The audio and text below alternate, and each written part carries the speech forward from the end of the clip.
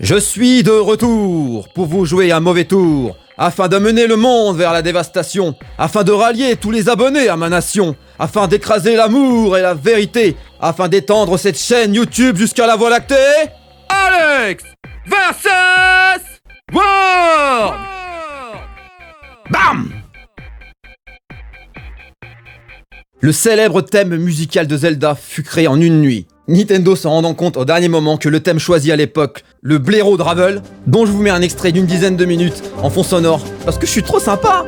Non, je déconne, j'ai pas que ça à foutre, bordel! N'était pas encore libre de droit. Maurice Ravel n'étant mort que 49 ans et 11 mois auparavant, et les œuvres n'étant libres de droit que 50 ans après la mort de leur compositeur, on était à un mois près de passer à côté d'un des génériques les plus emblématiques du jeu vidéo. Stop! Ça suffit maintenant! Sinon je veux me faire striker, putain! Le japonais Toru Iwatani a eu l'idée du personnage de Pac-Man en mangeant une pizza. Et moi j'ai eu l'idée de cette chaîne YouTube sur les mais ça c'est une autre histoire. Will White a eu l'idée de créer les Sims peu après un incendie qui a touché sa région. Mais surtout sa propre maison, qui partit intégralement en fumée. C'est en essayant d'aménager sa nouvelle maison de zéro qu'il eut l'idée de créer les Sims. Moi, la première chose que j'ai pensé après le feu de ma maison, c'est... Et si je recommençais, mais cette fois-ci, avec plus de gens dedans? Encore, et encore.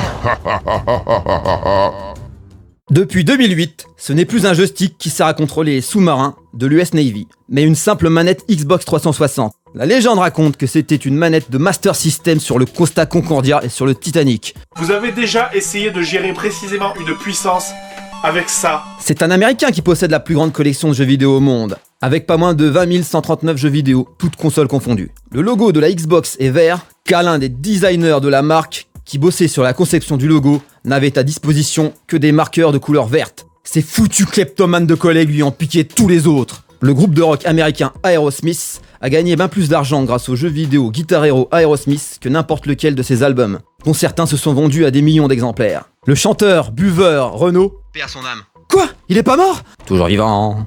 A eu droit en 1987 à son propre jeu vidéo, développé par Infogrames, développeur de jeux infinissables tellement ils sont trop durs, comme par exemple Tintin au Tibet ou les Schtroumpfs. Le jeu porte le pas du tout doux nom de Marche à l'ombre. Le but du jeu est très simple. Il fallait retrouver votre mobilette volée pour pouvoir par la suite amener votre copine à un concert de Renaud. Ça c'est du scénario de dingue! Mais de dingue! Transition belette! Je fous des transitions si je veux et où je veux, même si ça n'a aucun sens! À l'époque, Space Invader a eu tant de succès sur borne d'arcade au Japon qu'il y a eu une pénurie de pièces de 100 yens. Les motifs des touches de la PlayStation n'ont pas été choisis au hasard. Son créateur voulut trouver quelque chose de plus simple que des lettres ou des couleurs, comme la concurrence de l'époque. La touche carré fait référence à une feuille de papier, donc utilisée pour les menus. La touche triangle symbolise un point de vue. Hein? Pourquoi? La croix représentait, elle, à la base, la négation. Le rond, lui, symbolisait le oui. Et l'étoile? Bah y'en a pas, connard! En 1988, sort au Japon le jeu Dragon Quest 3, qui causa ni plus ni moins qu'un énorme absentéisme dans les écoles et les entreprises. Plus de 142%. Depuis, les jeux de Square Enix ne sortent plus le vendredi au Japon, mais le samedi pour éviter que cela ne se reproduise. GTA V a été annoncé un 25 octobre. Une date anecdotique, me direz-vous? Mais non, fermez-la, bordel! C'est ma putain de vidéo, alors tu te la fermes, d'accord? Car 3 ans auparavant, un 25 octobre, l'éditeur gagna un procès contre l'avocat Jack Thompson. Avocat reconnu pour ses prises de position contre la violence dans les jeux vidéo, notamment Rockstar, l'éditeur du jeu. Un bon troll, comme on les aime. Autre anecdote comme ça, sur GTA V, il a rapporté $1 milliard seulement 3 jours après sa sortie. 1 milliard, c'est aussi le total des frais judiciaires pour ce 5e opus. Démentiel. La PlayStation 2 est la console la plus vendue de tous les temps, avec 157 millions d'exemplaires vendus de par le monde. Elle devance de peu la Nintendo DS, la Game Boy complète le podium. Et non, pas de Game Gear, de N-Gage, ni de Virtua Boy dans ce classement. Les jeux vidéo sont dangereux. Non, c'est pas une blague que je vous raconte. Vous voulez des exemples? C'est parti. Un Taïwanais de 32 ans est mort après avoir joué à des jeux vidéo 3 jours d'affilée. En Angleterre, un homme de 46 ans, père de 3 enfants, a traqué et agressé un ado de 13 ans, car celui-ci lui avait mis la misère sur Call of Duty. Oh la honte. Une fillette de 10 ans a été poignardée... J'ai du mal avec le poignardier, je comprends pas, pourtant je le fais tous les week-ends. Une fillette de 10 ans a été poignardée par son frère de 5 ans à cause d'un jeu vidéo. Je vous l'avais dit, c'est dangereux! À moins que ce soit les gens qui sont dangereux. À méditer. Je vous laisse méditer avec cette petite musique attrayante.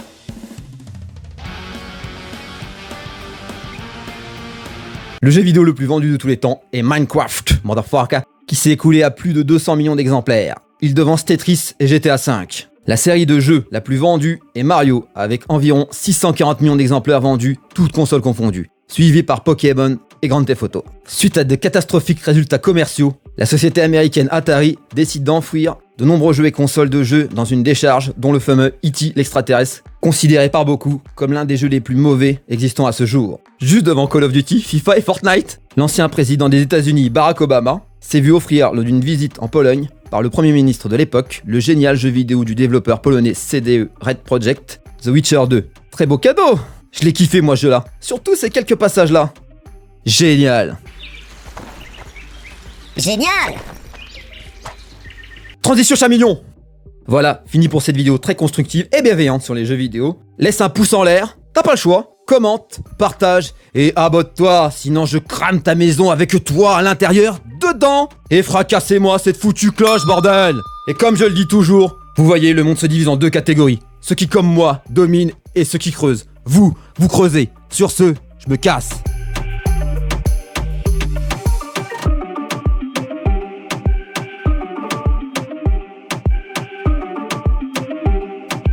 Je sais pas quoi dire.